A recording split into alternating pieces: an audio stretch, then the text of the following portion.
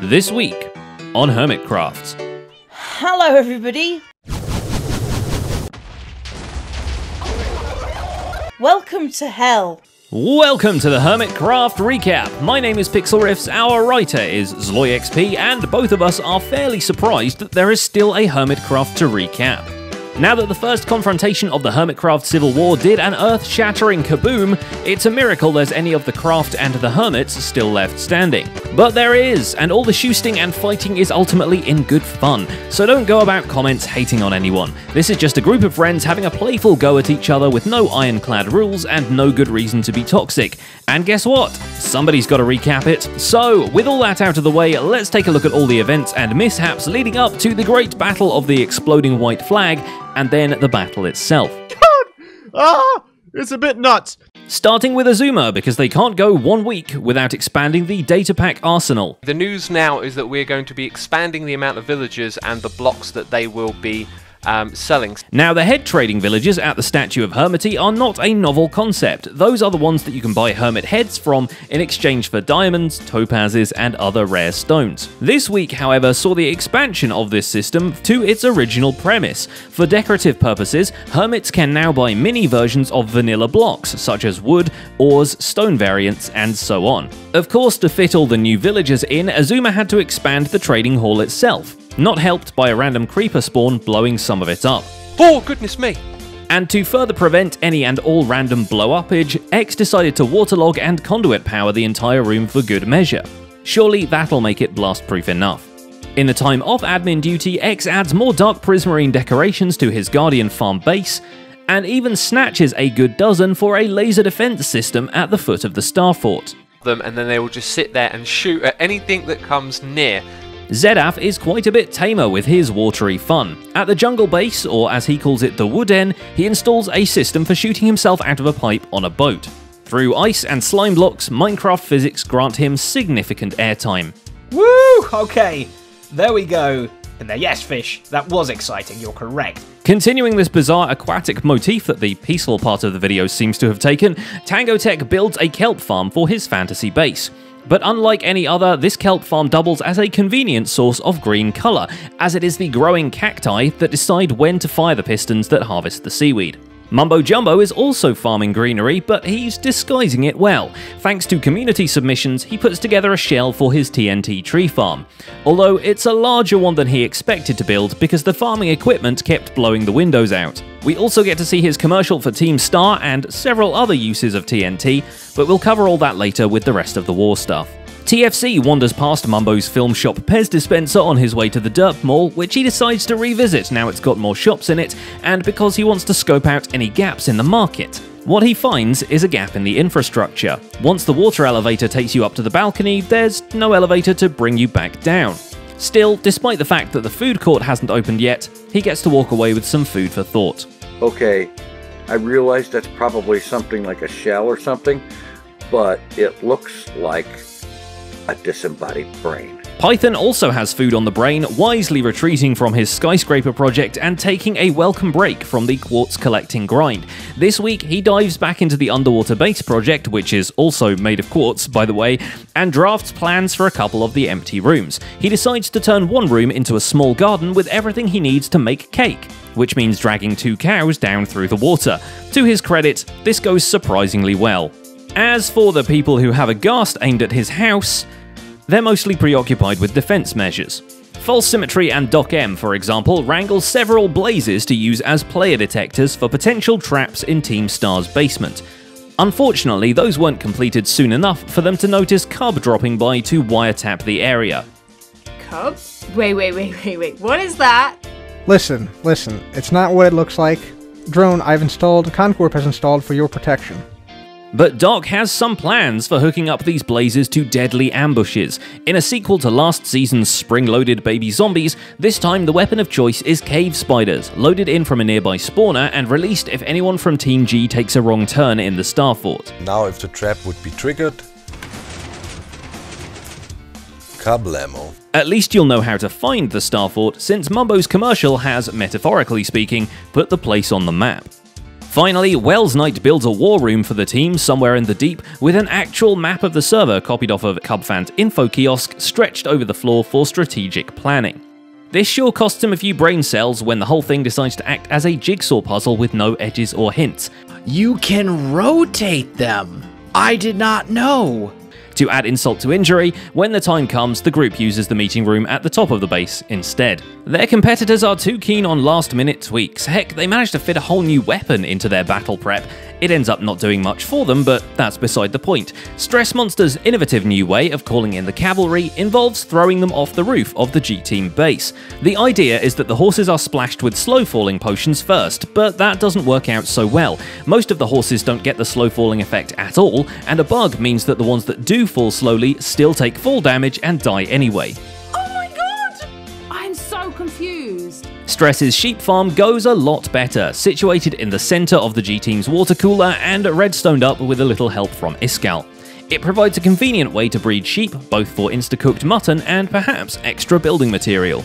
Iskall lends more of his redstone expertise to the base's storage vaults, creating 3 of them, each with a keycard system for entry, and with virtually no contents. Upon actually opening the vault and pulling the lever inside, any invaders would just find a bunch of cake and a chest containing yet another key item for a 4th vault built in an unspecified location and presumably actually containing G-Team's supplies. In the end, Iskall likes the vault doors so much that he actually builds a waterproof version at his underwater ravine base later in the week. That is incredible, okay. Jevin serves the team by filling the company aquarium with fish, corpses of slain enemies, and a dolphin. Really? Are you really going to be that annoying? Sadly, he didn't account for the dolphin's need of air to breathe, and the dolphin drowned while the fish somehow despawned.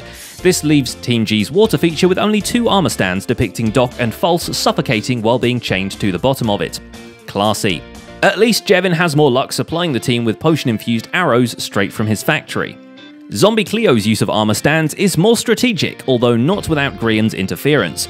Her original idea was to have one of the halls lined with invisible yet armored statues pretending to be invisible players, as one is nearly indistinguishable from another. This idea soon evolved into a way to trick passing infiltrators into a false sense of security and get the drop on them by really drinking the invisibility potion and pretending to be an armor stand. Oh bro, that's genius, man! Her idea that isn't turned exactly backwards is to fill the base with cats to negate the creeper paratroopers of Team Star, which is why every single room of the base has at least one ginger cat meowing in it, and why there were random cats following her around later during the battle. Unlike his teammates, Joe Hills prepares for psychological warfare by building a peace room, presumably to confuse everybody about why it exists, but also to annoy perfectionist builders with its intentional flaws. No, seriously, Joe straight up says he does this to taunt Wells Knight. After returning to Tango's base, where he'd stashed away one of his nomadic hidey holes, Joe TNT traps another completely unrelated hidey hole below the Ministry of Truth, and captures one of Cubfan's surveillance drones so he can feed it cat videos. This is just a cat. Just doing nothing. What he doesn't realize is we've actually rearranged everything on that floor since his drone was deployed, and he'll never know the difference.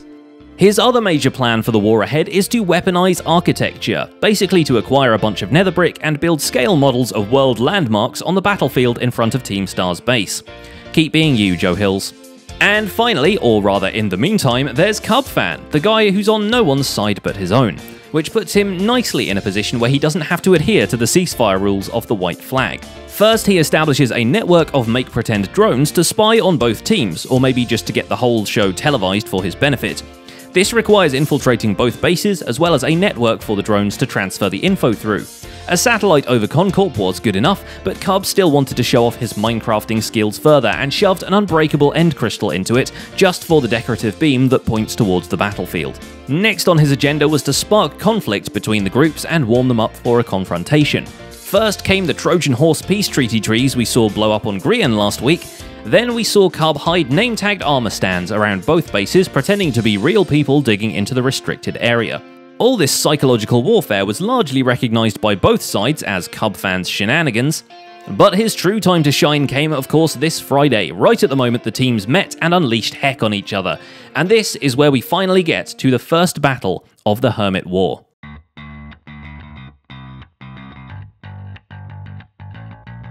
After a brief chat in the meeting rooms and a dress-up in their uniforms, Team G and Team Star, both missing one member each, came together at the white flag to finally take it down. You take it down. No, you take it down. I would, but I've just got a pickaxe. I don't even have an axe on me. The chat went rapidly from smack talk to hesitant mumbling to insulting Iskall's outfit. Talk about miss the point, team. Going to the carnival. Where's your marching band, Iskall? I don't want to team. I don't want to side with Team Star here, but I'm gonna start the I team over here. Approximately an eternity later, when it was clear neither team really wanted the base they worked really hard on to be annihilated, Cubfan took their fate into his own hands and promptly bombed the flag everyone was standing by from a conveniently placed surveillance drone.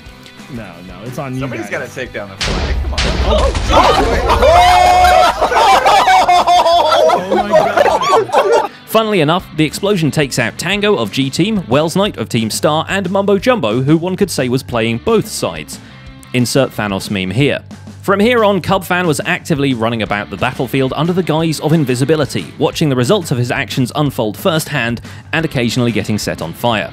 This is exactly what we wanted, guys. We did it. Spooked by the flag exploding, both teams retreated to the relative safety of their bases, but Team Star retreated a little faster, and it was Impulse's itchy trigger fingers that ended up firing the first shot. there's a relative peace going on at the moment. When the flag came down, we've retreated to our base, and we need to actually plan some stuff out. Oh, what the hell? I spoke too soon. Having built Chekhov's Ghast cannon with water elevators up to it and everything, he just had to fire it now. It was the Ghast fireball heard around the world, or at least around the G-Team base.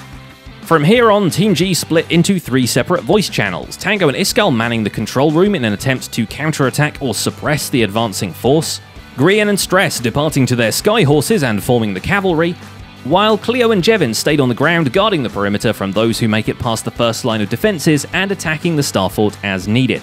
This strategy rapidly goes belly up when all but one of the defensive measures turn out to be out of ammunition. The Ghast suppressing cannon, or the Impulse Punisher as our writer likes to refer to it, somehow has no fire charges in it, and the lava dispensers on the battlefield are out of buckets. This isn't even working! Or is my redstone failing? Did they sabotage my base? This is not helped by the Roof Pegasus division failing to fly anywhere but the river next to the base, although Grian and Stress still ride into the no man's land saddles blazing, but mostly because they're on fire.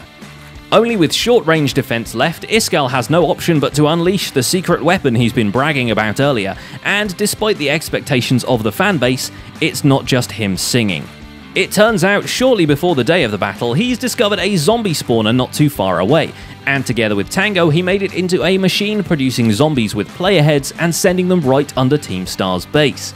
For our own fans, yes, he really did pull a Zloy. The wave of 171 zombies hits Team Star just as Doc M and Mumbo are making their way towards the creeper cannon. Soon they find themselves wading through a field of zombies with the added psychological horror of seeing your own face staring back at you. What's going on? What on earth? Oh my god. Fighting off the zombies through any means necessary, Doc and Mumbo, together with Wells Knight, successfully launch an uncharged creeper towards enemy territory. But since the slow falling potion means it takes 3 minutes to land, we have no idea what actually happened to it. We expect someone to find it sometime next week. Seeing the opportunity to shine, False drops off the Ghast cannon into the zombie horde, and Team Star also splits to separate voice channels so as not to flood the air with their screams and battle cries. This made it possible for Jevin and Cleo of G-Team to advance and start a not-so-friendly round of fireball tennis with Impulse, drawing the fire away at least until Azuma shoos them away with a Guardian laser turret. Kind of amusing to see Guardians actually guard stuff. The same goes for Iskall, who, now that there are no more levers to pull, has jumped into the fray and is pestering the opposition with a trident, arriving just in time for Mumbo to set off the TNT launchers he'd installed in the Team Star moat. And at this point, both sides are having more fun than they have ever had. Having Thelma and Louised it off the roof with their horses, Grian and Stress decided to lay down a line of TNT to divide the two sides even further. We need to create a barrier between us and them. Here, take some TNT. Okay. We're gonna lay a line, okay? Oh, we're gonna lay a line. Yep. This is a brilliant idea that did not backfire whatsoever. We should taunt Impulse. Is there TNT just all on the ground over there? Not anymore, it's not. Uh-oh. Yes! Whoa! No! No, I died! While Stress makes her way back to the battlefield, Grian and Mumbo mysteriously disappear from their respective voice chats and appear in a hole in the ground between the two bases. He is a mole, after all. None of his intel actually helps, and Team Star soon makes their way to the foothills of the opponent's base, only for Tango to flick the last lever and drown their offense in fire charges. There's so many. Oh, I got hit. There we go.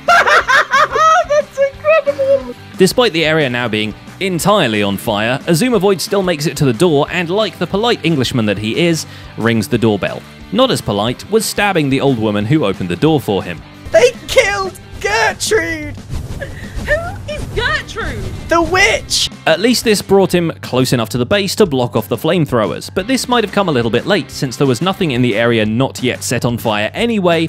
He just made it all less noisy and flashy. Iskall and the other G-Team members close in on the invaders, and there's a brief moment of poetic satisfaction when Impulse gets his revenge on Iskall for killing him at the ceasefire meeting. Oh, Impulse killed me. Got him. Got him. Got him. Not able to find a door and not willing to engage directly with the G-Teamers returning to defend their homestead, Team Star retreats to their own base, and the battle ends in a stalemate, as a boat that smells suspiciously like Cub Fan is seen departing from the war zone by itself. Which brings us to Recap Tag, and since the rest of the Hermits have already taken a beating, we think there's no one more deserving than Cub Fan this week, so head over to his latest Hermitcraft video linked in the iCards and comment, "You know what you did," because, well, he knows what he did. As for the aftermath, Joe Hills wakes up the morning after the conflict, like all good hobbits, and inspects the damage, even managing to cause some to his own team's base thanks to a wandering creeper, which explodes before we could see if it was name-tagged or just a result of low light levels. Discovering that neither side has won the battle and the war is still ongoing, Joe tries to tip the scales in his team's favour by installing a tower right by the Star Fort outside of laser range, and begins plans to cross the moat using slime blocks. His G-Team mates also revise their battle plans in the aftermath of the big fight. Iskall, having trapped a phantom in a minecart, decides he wants to trap an entire room of phantoms, then trap an entire room of Team Star members with said phantoms. It's easier said than done, but at least he gets a chance to recruit a new witch butler. After Stress has put out the fires in the garden, she takes stock of the horses lost in the battle and recruits a few more to breed for round 2. But she's not done breeding animals just yet, because she brings back a quartet of dogs, and soon enough they've multiplied by a scary amount. Anyone who attacks Stress next week is going to have a lot of bite marks. And that's just about it for this week's recap. Our writer is ZloyXP, and my name is PixelRiffs. If you want to watch us getting poisoned by snow and killed by pigs, check out the Opposite World map we played together this week. The link is in the end screen theatre as usual. Don't forget to leave a like while you're still here, and subscribe so you won't miss future recaps. Thanks for watching, and we'll see you next week, if the server survives.